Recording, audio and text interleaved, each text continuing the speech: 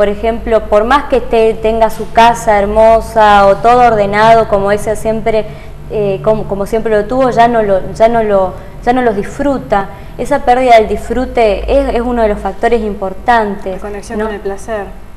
La desconexión con el placer, porque estamos hablando de una persona que no puede, no tiene la capacidad, tiene esta sensación de haber perdido, lo que es la tristeza. Perdí a mis hijos, perdí mi trabajo, o sea, en las cuestiones de la jubilación, por ejemplo. Pero lo siente como una pérdida. Lo siente como una pérdida. Claro. Es la sensación de haber perdido. Claro. Otras cosas que son importantes y que nos tiene que llamar la atención es la inhibición psicomotriz. O sea, la inhibición no solamente en los pensamientos que empiezan a lentificarse, donde ya la atención no la presta como antes, su concentración no la presta como antes, la memoria a veces, muchas personas creen que tienen algún síndrome demencial y es que debido a falta de atención o de concentración, la memoria ya no suele fijarse como siempre. No puede hacer el crucigrama que hacía siempre, no le interesan las cosas, pierde el interés por las cosas que habitualmente disfrutaba. Otra de las cosas, bueno, que quería comentarles que es importante es la idea de muerte, que es otro factor. Uno puede verlo esto como querer desaparecer, ¿no? La sensación de querer desaparecer para que si todos andan bien sin mí, ¿no? Si puede, las vidas de los demás se las arreglan, se siente inútil, tiene un sentimiento de minusvalía, ¿no? Pero esta cuestión tiene mucho que ver con las ideas de muerte más que nada, que llegado el caso puede ser una idea de suicidio también, que es un tema muy áspero, porque a veces, si esto no se detecta a tiempo, por más que sea una depresión reactiva, ¿no?, puede tener estas ideas. Y esto a veces es lo que asusta y lleva a consulta, ¿no? En muchos casos se encuentra que pasan al acto, ¿no? Y bueno, las internaciones, la ingesta de pastillas es lo más frecuente en la mujer, ¿no? Que eso es una de las cosas que tenemos que detectar. Claro, Cintia, ¿y cómo a se veces trata esto? Esta idea de muerte, ¿no?, tiene que ver también, sin querer, con la pérdida se relaciona con la pérdida del apetito, ¿no? El apetito disminuye más de lo normal, en algunos casos es mayor a lo normal, ¿no? Hay una super ingesta, digamos, de alimentos, sobre todo de carbohidratos, todo lo que son azúcares, digamos, harinas. Provocarse daño, ¿no? Sí, sin querer. Algunos lo tomamos como ideas para suicidas, que no es suicidio, no es un suicidio en sí, sino que de algunas conductas que son simbólicamente nos llevan a pensar que es un suicidio, ¿no? Y el deseo sexual también, que disminuye mucho, y esto también trae conflictos a veces en la pareja. ¿Qué me vas a decir? Cita, yo te quería preguntar cómo se trata esto, porque seguramente se da alguna medicación, pero además de la medicación, digamos, en consultorio, ¿cómo se trata? ¿Se busca que la mujer se conecte de vuelta con el placer, que tenga alguna actividad? ¿Cómo se canaliza? Todo tiene sus pasos, ¿no? No todos los casos van a ser iguales, ¿no? Esto tiene que ser muy individualizado. También tiene que ver con la contención familiar que disponga la paciente. No todas las pacientes vienen a consulta con su esposo o con sus hijos, algunas vienen solas porque son viudas o separadas o divorciadas, que son bien factores importantes a tener en cuenta. Entonces uno siempre tiene que estar, digamos, conectado con alguien de la familia o del entorno para poder, digamos, monitorear el tratamiento. Generalmente en estos casos, si es un caso en el que, digamos, que ya hace mucho tiempo que está en este estado, más de 3 meses, y no consultó, no hizo ningún tipo de consulta, se suele tratar con los antidepresivos, ¿no?, ansiolíticos, antidepresivos, dependiendo, digamos, de cada paciente, y por supuesto la psicoterapia que la acompaña, ¿no?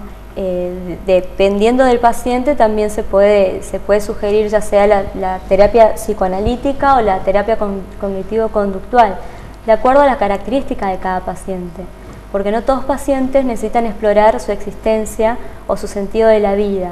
Hay muchos pacientes que necesitan resolver ya el problema para seguir adelante.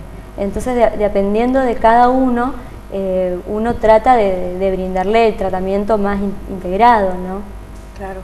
Bueno, en el próximo bloque nos gustaría que nos des un panorama así de cuáles son las patologías y las diferencias entre algunas patologías que, bueno, que no son depresión a lo mejor, pero son otras parecidas y que las confundimos. Vamos a un corte y ya volvemos. ¿Dónde voy? ¿Dónde estoy? ¿Quién soy yo? ¿Qué hora es? ¿Dónde estaré?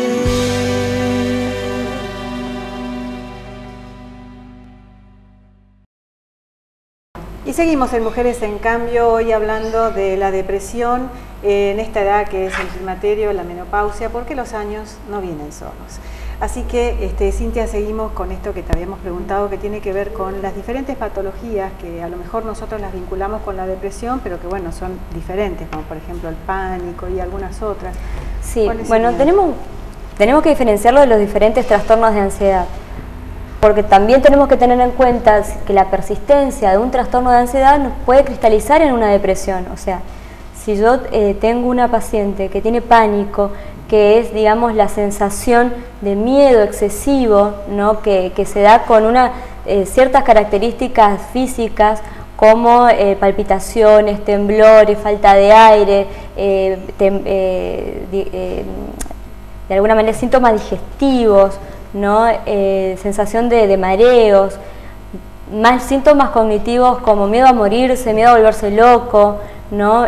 Miedo a que nadie lo ayude. Que son fobias a subir hacia el avión, por ejemplo. Bueno, pero eso tiene que ver con fobias más específicas. El pánico es más bien un miedo a tener esta sintomatología y a todo esto que yo te describí, que dura poco tiempo porque es una crisis abrupta de angustia, ¿no? Con esta sensación de física, por eso siempre se consulta primero a los clínicos. No, voy a tener un infarto, me voy a morir, tengo un tumor cerebral, ¿no? Pero no está bien definido el pánico, ¿a qué tiene, digamos? No, porque es el miedo, digamos, a todo, es una a sensación todo.